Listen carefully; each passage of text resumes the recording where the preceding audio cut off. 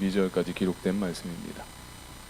마가복음 10장 17절부터 22절까지의 말씀입니다. 제 성경으론 세번역 신약 68페이지에 기록되어 있는 말씀입니다.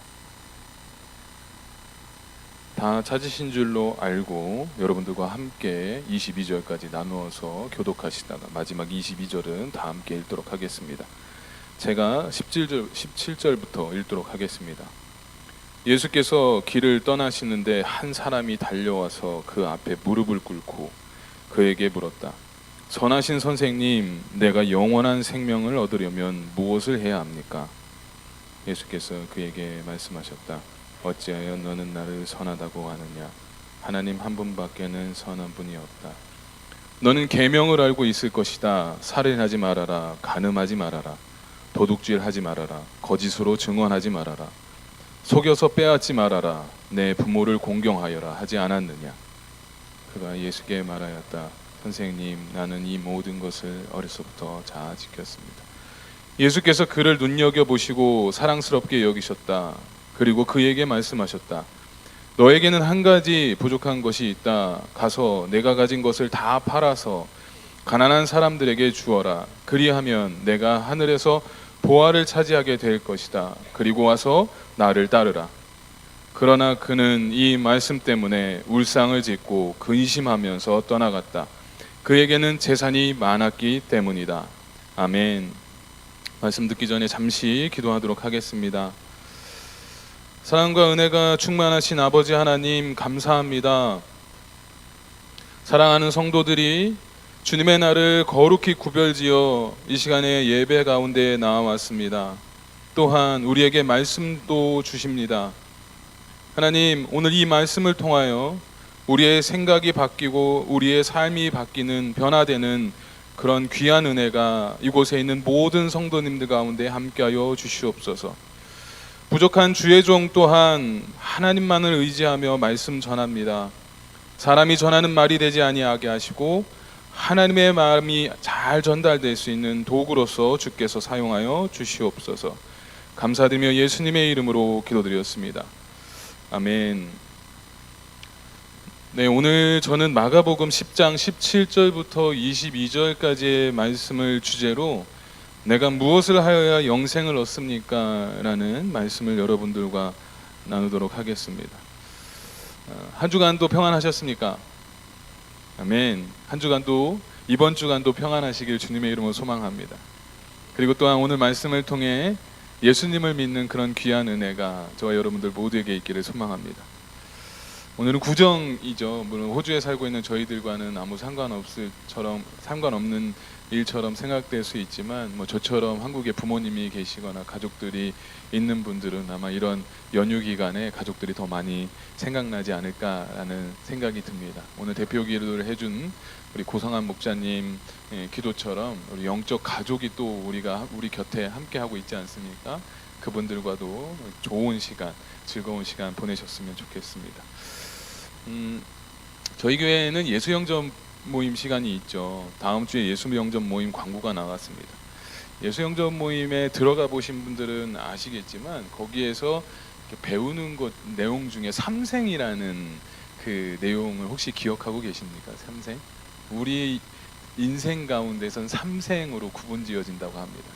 일생은 뱃속에 있는 10달 동안의 삶이 일생이라고 이야기하고, 그리고 그 일생 동안에 나와서 이생을 살 준비를 한다고 하잖아요.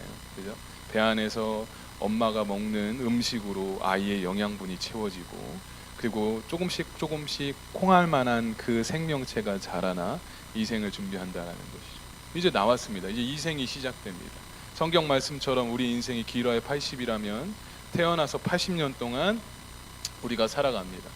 힘든 일도 경험하고 고난도 겪게 되고 기쁘고 감사하는 일들이 많이 겪게 되죠. 근데 그 가운데에서 우리가 준비해야 되는 것은 그냥 사는 것이 아니라 삼생, 영생을 준비하면서 우리가 이생을 살아간다라는 것을 아마 한 번쯤 들어보셨을 거라고 생각합니다.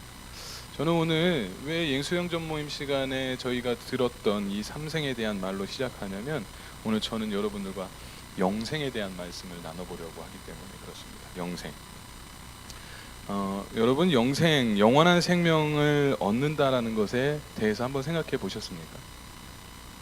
생각해 보셨으면 좋겠습니다. 얼마 전에요, 제가 이제 아이들이 방학하고 집에만 있으면 이제 아이들이 TV만 보니까 연말에 가족들과 이제 파라마타 시내에 새롭게 지은 도서관에 간 적이 있습니다. 정말 좋더라고요. 그 새롭게 지은 도서관에 꼭 한번 가보셨으면 좋겠습니다. 그 호주 도서관이어서 저는 뭐 영어책을 자유롭게 읽지 못하니까 뭐 영어책 보러 가셨어요? 그건 아닙니다. 호주 도서관에도요 영어책만 있는 게 아니더라고요. 양은 적지만 그 한국말로 된 도서도 있습니다.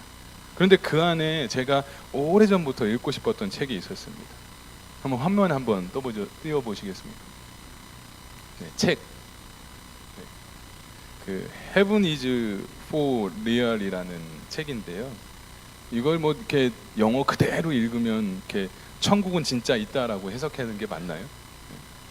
근데 이 책이 한국말로 번역이 돼 있거든요. 근데 한국말로 번역된 이 책의 제목은 3분입니다. 3분. 3분인데 혹시 이 책 보신 분들 계시면 한번 손 한번 이렇게 들어보시겠습니다. 저는 설교 준비하면서 한 분 정도는 계시지 않을까 생각이 들었는데 네. 올해 책도 좀 많이 읽으셨으면 좋겠습니다. 네. 이 책을 제가 정말 간단하게 이제 소개를 드리면 2003년에요. 미국의 한 4살 된 어린아이가 급성 맹장염으로 위독한 상태에서 수술을 받게 되거든요.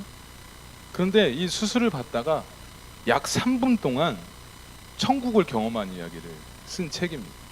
실제 있었던 사건이고요. 제가 왜 굳이 이 책을 읽고 싶었냐면은 오래적부터 제가 이 책을 읽고 싶었다고 그랬잖아요. 이 책을 읽고 싶었던 이유는 이 아이가 보았다고 말하는 천국이 너무 궁금한 거예요. 천국이라는 곳이 과연 어떤 곳이고 어떤 모습인지 정말 궁금해서였습니다. 원래부터 관심을 갖고 있던 책이어서 그랬는지 단숨에 하루 만에 다 읽었습니다. 그 자리에서 다 읽었는데요. 그리고 이 아이가 본 천국은 정말 우리가 믿고 제가 믿고 그리고 성경에서 말하고 있는 천국과 너무나 닮아 있다라는 것을 알 수 있었습니다. 그런데 제가 이 책을 읽으면서 가장 인상 깊었던 곳이 있었어요. 지금도 머릿속에 생생한데요. 그것은 이 어린아이가 영혼을 구원하기 위해 목 놓아 소리치는 장면이 거기에 나오거든요. 간략하게 설명드리면 천국을 경험한 이 아이의 아빠의 직업은 저와 같은 목사님이었는데 그래서 대부분의 사람들이 이 아이는 목사님의 자녀니까 교회 주일학교에서 천국에 대한 교육을 받았을 것이다 라는 생각을 했더라고요. 그런데 책에서는 이 아이가 천국과 지옥, 죽음 그리고 예수님의 죽으심에 대한 교육을 한 번도 받아본 적이 없다라고 나와 있습니다. 근데 한번 생각해 보세요. 왜냐하면 4살밖에 되지 않는 이 아이한테 뭐 죽음이 뭐고 죽으면 어떻게 되는 거야 뭐 이걸 어떻게 가르쳤냐는 거죠. 그래서 이런 거를 나이가 너무 어렸기 때문에 이걸 가르칠 수가 없었다라는 거죠. 그런데 책에 보니까 어느 날 아빠가 목사님이시다 보니까 아빠가 일하는 교회에 어느 성도의 친구분이 돌아가셔서 장례를 치르는 장면이 그 책에 나옵니다. 근데 이 아이의 아빠는요 늘 그랬듯이 이 장례를 치르기 위해서 이제 교회로 가게 됩니다. 이때 어린 아들도 데려가거든요. 이 천국을 경험한 어린 아들도. 그러다가 아이가 엄숙한 장례식 분위기 가운데 교회 예배당 중앙에 들어오는 죽은 분의 관을 보게 됩니다. 그런데 이때 좀 이상한 행동을 하기 시작합니다. 이 아이가 그 관을 보면서 막 소리를 치기 시작해요. 정말 울부짖습니다. 뭐라고 소리치냐면 아빠, 저 사람 예수 믿었어? 아빠, 저 사람 예수 믿었어? 예수님 믿어야 돼. 예수님 믿어야 돼 하면서 울면서 소리를 치더라는 거예요. 관에 들어간 그 사람과 그 아이는 아무 상관도 없었고 한 번도 본 적이 없는 사람인데도 그 관을 보면서 그 아이가 소리를 치기 시작했더라는 것입니다. 저는 이 부분을 읽으면서 정말 충격적이었거든요. 무언가 제 머리를 땡 하고 치는 듯한 것 같았습니다. 이 아이는 정말 돌아가신 분이 꼭 천국에 갈 수 있기를 아마 하나님, 예수님과 같은 애통하는 마음으로 울부짖지 않았을까라는 생각이 들었어요. 여러분들께서 기억하고 계실지는 모르지만 제가 예전에 저의 큰 녀석이 어릴 적 파라마타 시내에서 경험한 이야기를 설교 시간에 말해드린 적이 있었습니다. 저의 큰 녀석도 한 4살쯤 되었을 때였는데요. 그날 저와 아들이 토요 새벽 기도회를 마치고 집에 가던 길이었습니다. 왜 둘이었냐면 그때 우리 아내가, 저희 아내가 둘째를 낳아서 새벽 기도에 못 나오고 있는 그런 상황이었거든요. 그래서 아들과 둘이 새벽 기도를 나왔습니다. 그날 따라서 이제 저는 원래 다녔던 길로 가지 않고 오랜만에 아들과 함께 파라마타 시내가 너무 보고 싶더라고요. 저는 삶의 루틴이 교회 집 이거밖에 안 돼서 가끔가다 시티 구경도 하고 싶은 마음이 듭니다. 에필이면 파라마타 시티냐고, 가까우니까 그쪽으로 가는 거죠. 그래서 이른 아침에 그쪽 방향으로 차를 돌려서 간 적이 있습니다. 그리고 막 파라마타 시내에 접어들고서 고층 빌딩이 막 올라가는 모습, 그 다음에 빌딩을 구경하면서 이른 아침에 사람들은 어떤 모습을 하고 있을까 기웃기웃거리고 궁금도 하면서 쳐다보다가 차가 빨간 신호등에 걸려서 멈춰서게 됐습니다. 그런데 그때 조용히 진짜 한마디도 하고 있지 않았던 저의 뒷좌석에 앉았던 아들이 한마디 외말을 툭 뱉어는 게 뭐냐면, 아빠, 저 사람들에게는 예수님이 없어 하는 말을 하더라고요. 굉장히 심각한 표정을 지으면서 말합니다. 저는 그 말을 듣고 되게 소스라치게 놀랐거든요.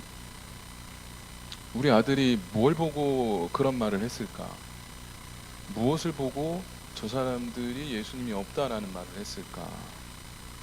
그러면서 지금 생각해 보면은 아들이 본 모습이 그 이른 주말까지 그 이른 시간에 나와 일터로 가는 그 사람들의 모습, 쭉 늘어져서 얼굴에는 기쁨과 행복이 전혀 없어 보이는, 마치 죽어있는 사람처럼 보여서 그런 소리를 하지 않았을까라는 그런 상상이 되더라고요. 다시 책 이야기로 돌아가 보겠습니다. 저는 분명 책을 읽고 있었지만 제 감정이 이 책의 어린 주인공 아이의 감정에 이입이 되면서 아빠 저 사람 예수님 믿어야 돼, 아빠 저 사람 예수님 믿어야 돼, 그 글자인데도 불구하고 그 말을 한 그 아이의 감정에 이입이 되면서 나는 과연 저 아이처럼 저렇게 예수님을 믿어야 돼 하며 사람들을 향해 소리칠 수 있을까?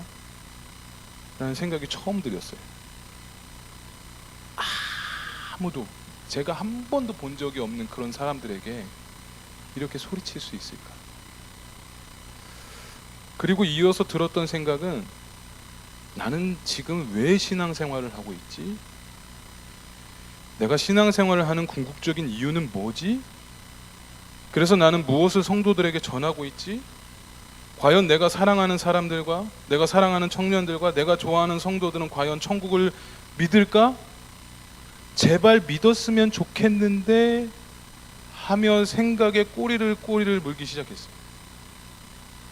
그러면서 생각 끝에 내린 결론은 아마 그래도 저뿐만 아니라 많은 대부분의 신앙을 가지신 분들은 예수님을 믿을 거야.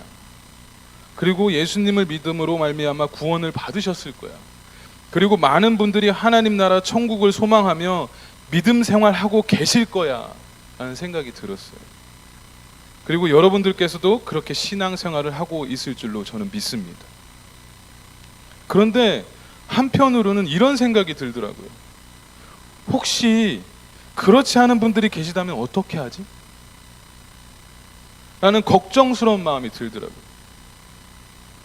천국과 지옥 같은 건 없어, 관심도 없고 육신의 구원, 마음의 구원 역시 아무 관심 없어 하며 계시는 분들이 계시다면 어떻게 하지? 라는 생각이 들더라는 거예요. 그저 신앙생활을 하는 이유가 단지 명상 정도처럼 개인이 생각하는 마음의 평안과 그리고 공동체 안에서의 즐거움만 얻기 위해서 신앙생활하고 계신 분들이 계시면 어떡하지? 혹은 우리에게 문제가 생기거나 어려운 일을 당할 때 예수님을 그저 나의 문제 해결 소원 성취를 들어주시는 분 정도로밖에 생각하면 어떻게 하지? 이런 생각들이 막 밀려오더라고요. 만약 혹시라도 이런 분들이 이곳에 계시다면 오늘 예수님께서 부자 청년에게 하신 말씀을 잘 들어보시면서 영생, 하나님에 대해 깊이 생각해보는 시간 되시기를 바랍니다. 오늘 예수님은 제자들과 갈릴리 사역을 마치시고 예루살렘으로 가시던 길이었어요. 그런데 이때 한 사람이 예수님께 달려와 무릎을 꿇고 17절에서 이렇게 말합니다. 선하신 선생님, 내가 영원한 생명을 얻으려면 무엇을 해야 합니까? 라고 물었다라는 거예요. 예수님께 갑자기 달려온 이 사람은 부자였습니다. 22절에 보면 그에게 재산이 많았다고 말하고 있다는 거예요.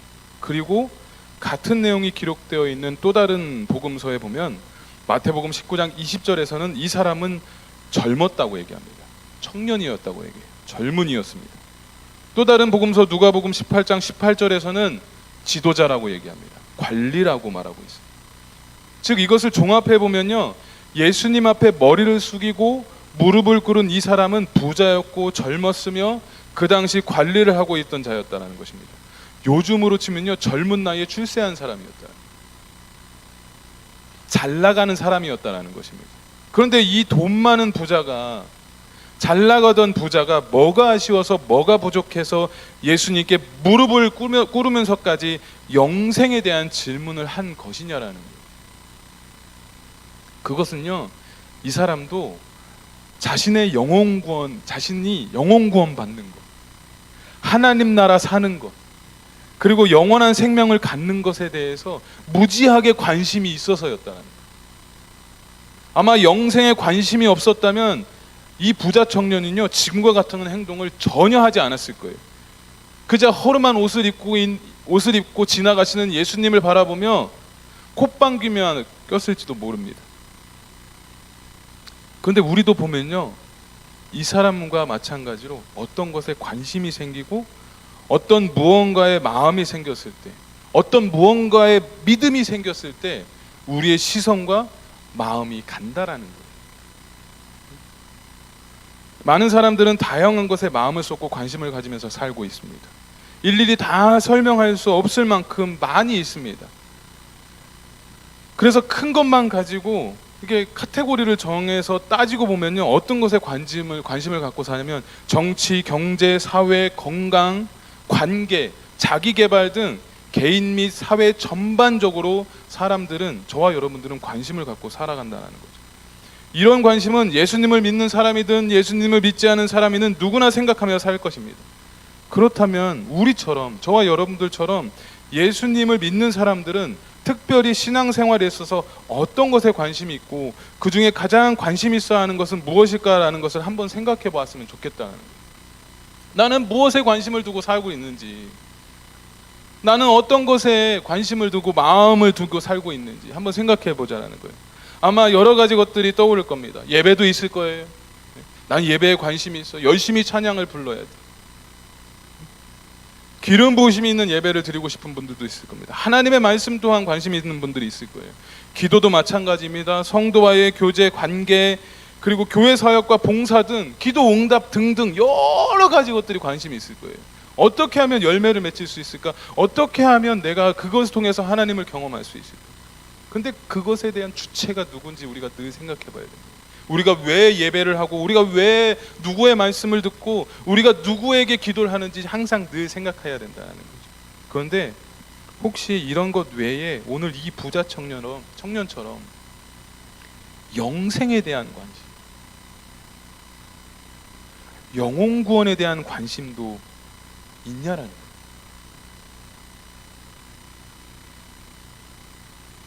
저는 이 부자 청년이 어떤 마음의 의도로 예수님께 이 질문을 했는지는 알 수 없어요. 본문에도 기록되어 있지 않습니다. 하지만 이 부자 청년이 예수님께 질문한 영생에 대한 것은요, 우리들의 신앙과 믿음에 있어서 가장 중요한 질문이고, 그리고 우리가 하나님 앞에 서는 날까지 평생 관심 있어야 될 내용이라고 말씀드리고 싶어요. 왜냐하면 영생은 영원한 생명을 얻는 것이에요. 그리고 하나님 나라에 사는 것입니다. 하나님 나라는 하나님이 통치하시어 평안과 늘 기쁨이 있는 곳이에요. 그래서 하나님은요, 우리가 늘 이것을 소망하면서 살기를 원하신다. 그럼 내가 영원한 생명을 얻으려면 무엇을 해야 될까? 내가 영원한 생명을 얻으려면 무엇을 해야 될까?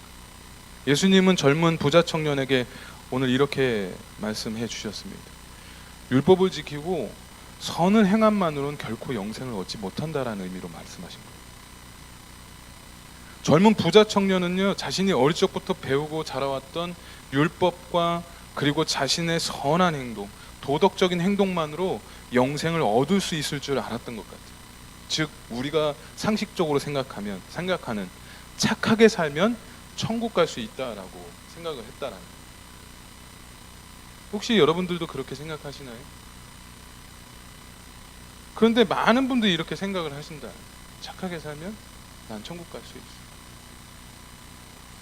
그래서 예수님은 영생에 대해 가르쳐주기 위해 19절과 20절에 젊은 청년과 야 그거 아니야 라고 대답하지 않으시고, 예수님은 19절과 20절에 절로 젊은 청년과 대화를 시도하십니다. 예수님은요, 먼저 부자 청년에게 이렇게 얘기한 거예요. 너는 계명을 알고 있다라고 언급해 주세요. 너는 계명을 알고 있어. 어릴 적부터 잘 알고 있어. 살인하지 말아라, 가늠하지 말아라, 도둑질하지 말아라, 거짓 증거하지 말아라, 속여서 빼앗지 말아라, 내 부모를 공경하라 하지 않았느냐? 라고 예수님이 물어봤어요.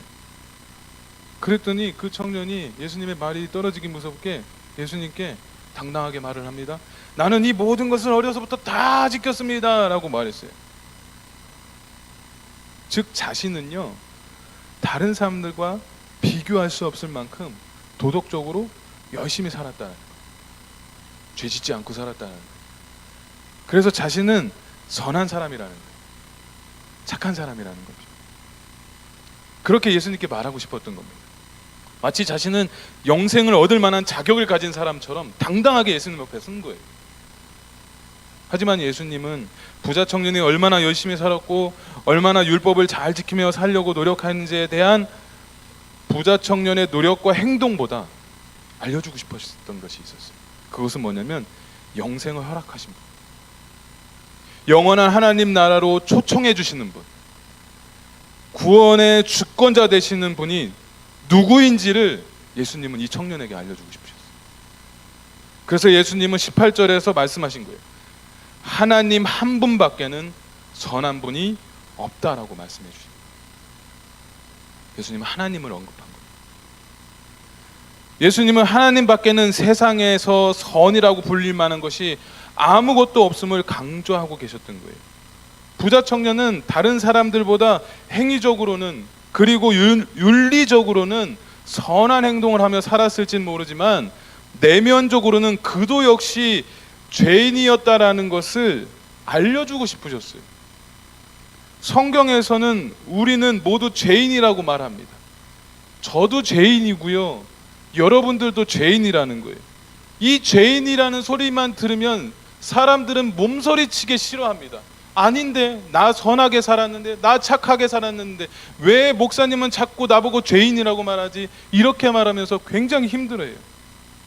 행위로는 죄를 짓지 않으셨을지 모르지만 마음의 생각은 늘 죄와 씨름하고 있다는 거예요. 그래서 죄인이라고 말하는 거예요. 성경에 보면요, 사도 바울도 마찬가지였어요. 여러분, 사도 바울은 선한 사람이었을까요? 아니요, 사도 바울 역시 죄인이었다는 거예요. 율법을 알고 그리고 율법을 지키는 것에 그를 따라갈 사람이 없었습니다. 그리고 예수님을 만나고 거듭나 복음 전도자로 살았던 그도요, 자신은 여전히 죄와 씨름하며 죄 가운데 살고 있다고 고백하고 있어요. 로마서 7장 18절, 20절 말씀에 바울은 자신에 대해서 이렇게 고백을 합니다.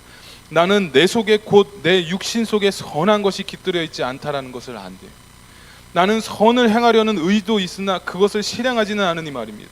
나는 내가 원하는 선한 일은 하지 않고 도리어 원하지 않는 악한 일을 합니다. 내가 해서는 안 되는 것을 하면 그것을 하는 것은 내가 아니라 내 속에 자리를 잡고 있는 죄입니다라고. 바울은요, 자기 안에 죄가 있다라는 걸 알고 있었다는 거예요. 예수님은 부자 청년에게 이것을 알려주고 싶었어요. 영생은 너희들의 노력으로, 너희들의 선한 행위로 얻는 것이 아닌 선하신 하나님을 믿음으로 주시는 선물이라는 것을 그 부자 청년에게 말해주고 싶었던 거예요. 그러므로 영생, 구원, 하나님 나라, 그리고 우리들의 죄사함 받는 것은요, 우리들의 죄사함을 받는 것은 예수님을 믿음으로 말미암아 우리에게 주어진다라는 것을 저와 여러분들 모두가 잊지 않으셨으면 좋겠습니다. 그럼 또 내가 영원한 생명을 얻으려면 여러분들 무엇을 해야 될까?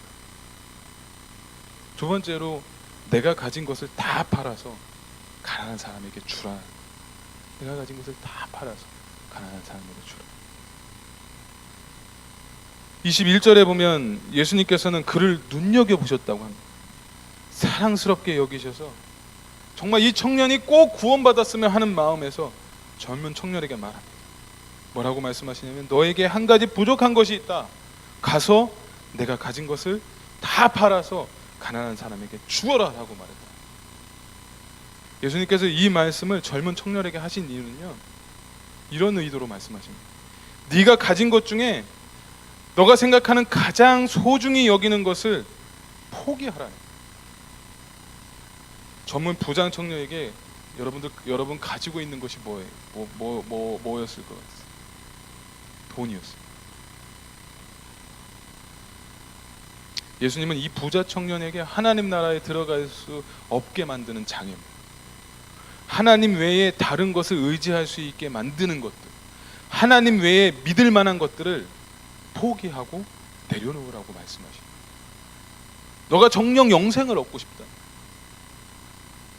아마 예수님이 말씀을 들은 이 부자 청년은요, 정말 어려웠을 거예요. 그러니까 고개를 떨구고 근심하며 떠났다라고 얘기합니다. 정말 근심했을 거예요. 어려웠을 겁니다. 그러면서 생각했을 거예요. 돈과 하나님을 동시에 섬길 수는 없는 것일까? 영생도 얻고 싶은데 돈은 포기할 수 없는데? 라고 아마 이런 생각들이 가득하지 않았을까요? 하지만 예수님은 그러나 단호했어요. 이 부자 청년에게 믿음과 순종을 요구하셨다. 돈 조금 남겨놓고 가난한 사람에게 주지 말라고 하신 게 아니라 다 주라고. 그런데 설교를 준비하면서 가만히 생각해 보니까요, 누군가 영생을 얻고 하나님 나라의 백성으로 혹은 하나님께 쓰임 받았던 사람들을 보니까, 여러분도 하나님께 쓰임 받고 싶으시죠? 저도 하나님께 쓰임 받고 싶습니다. 이런 쓰임 받고 싶으신 분들을 보니까, 쓰임 받은 분들을 보니까 주님은요, 그들이 가지고 있던 무언가를 내려놓게 하시더라고요. 제가 예를 들어볼까요? 설교를 준비하는데 이런 예가 생각이 나요. 뭐냐면 믿음의 조상 아브라함을 한번 생각해 보세요. 아브라함에게 뭘 내려놓게 하셨습니까? 하나님은 100세에 낳은 아들 이삭을 내려놓게 하셨어요. 근데 아브라함에게는 하나 더 내려놓게 하신 게 있어요. 뭐냐면 평생 편하게 살 수 있는 자신의 삶의 터전을 내려놓게 하셨어요. 성경을 좀 읽어보신 분들은 다 아실 거예요. 아브라함은 그것을 내놓고 믿음으로 하나님을 따랐다라고 했어요. 다윗은 어떻습니까?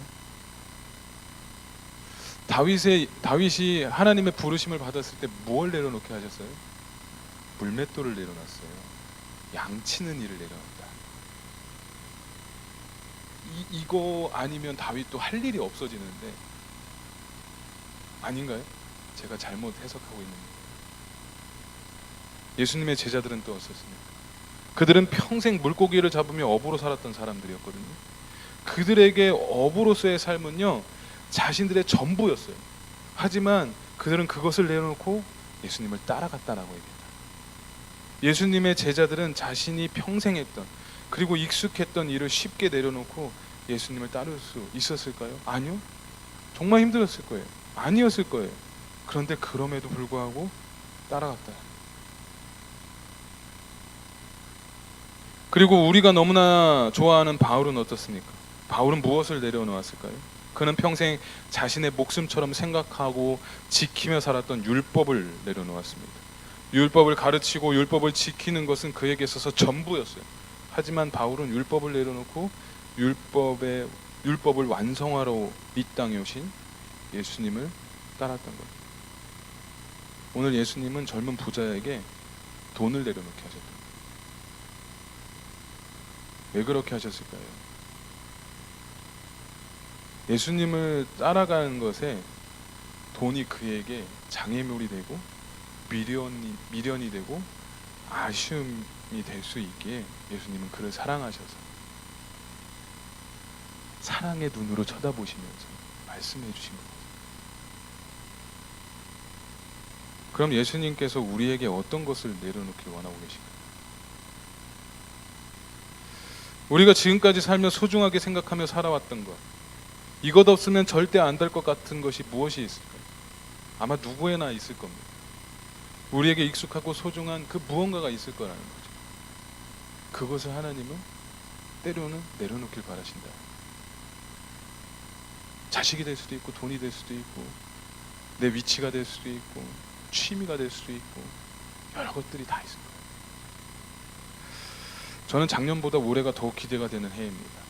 제 얘기 잠깐 드리고 싶은데요. 왜냐하면 작년 저는 작년 2022년 이걸 설교를 해야 되나 말아야 되나 고민을 했는데 그래도 하나님 앞에 정직한 마음으로 섭니다. 1월 그러니까 작년 초부터 한 9개월 동안에 굉장한 우울증과 공황장애 그리고 영적으로 심한 번아웃 상태가 찾아왔어요. 영적으로 느끼신 분들은 아마 아셨을 겁니다. 너무너무 힘든 시간이었습니다. 그때 저는 너무 살고 싶었어요. 그래서 하나님께 매일 살려달라고 매달렸습니다. 매일 기도하고 매일 말씀 보면서 그렇게 하나님만 붙들었어요.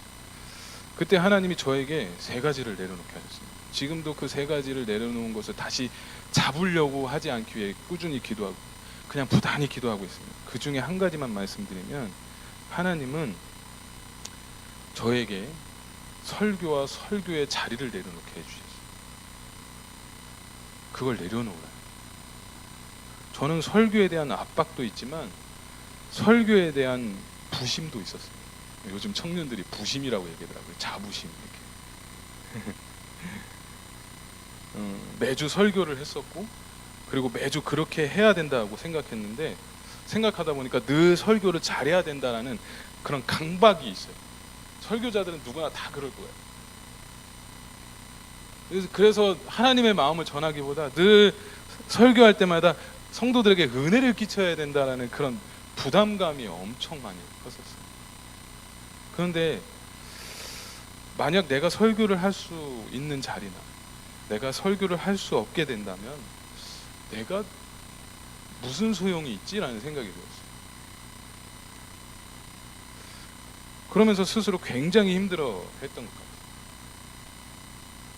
그런데 그때 하나님은 저에게 사도 바울이 고백한 그 고린도 전서에 나는 매일같이 죽노라는 메시지가 저에게 팍 다가옵니다.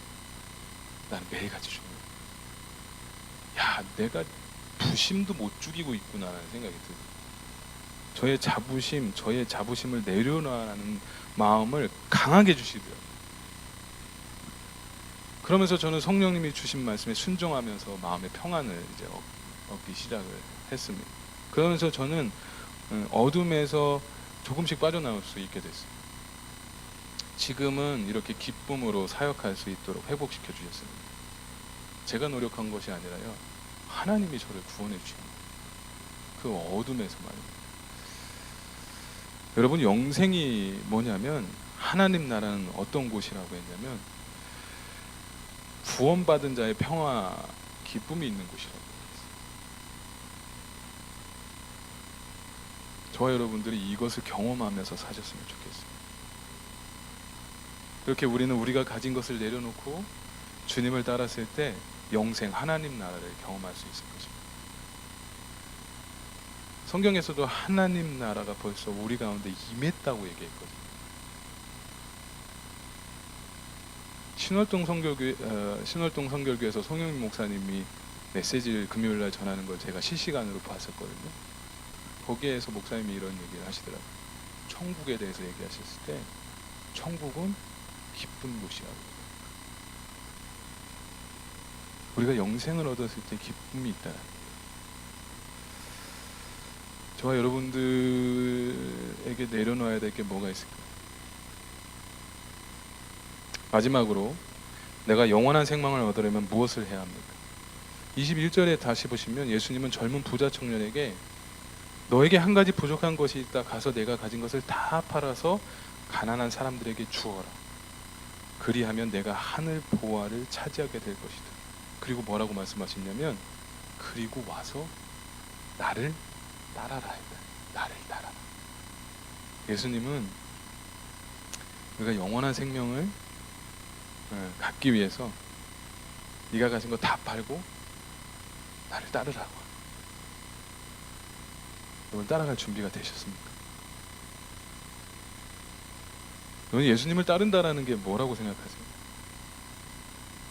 조금 전에 한 말과 비슷할지도 모릅니다.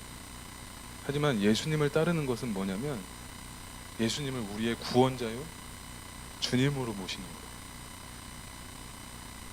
즉 예수님이 우리의 삶의 주관자로 내 자리를 그리고 우리의 생각과 계획을 내어드리는 것이 예수님을 따르는 거예요.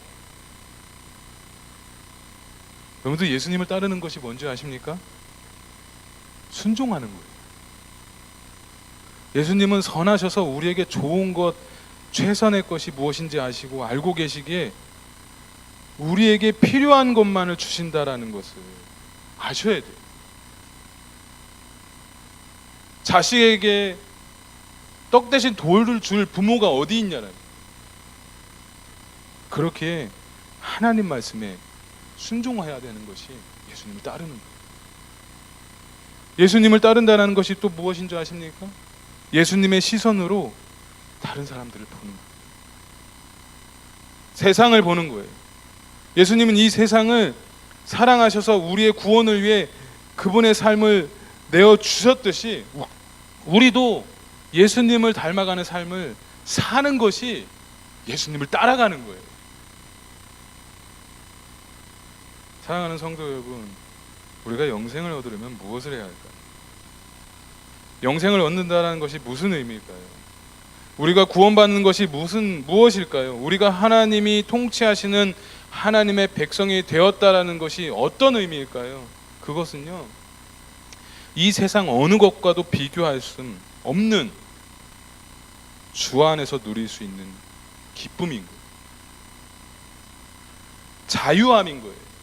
만족함이요, 감사요, 평화라는 것입니다. 바라기는 오늘 부자 청년처럼 내가 가진 것을 내려놓지 못하고 그것에 매여 살며 주님을 따르지 못하지 마시고 오직 믿음으로 구원함을 받는 귀한 성도님들 되시기를 주님의 이름으로 축원드리겠습니다. 우리 이 시간에 말씀을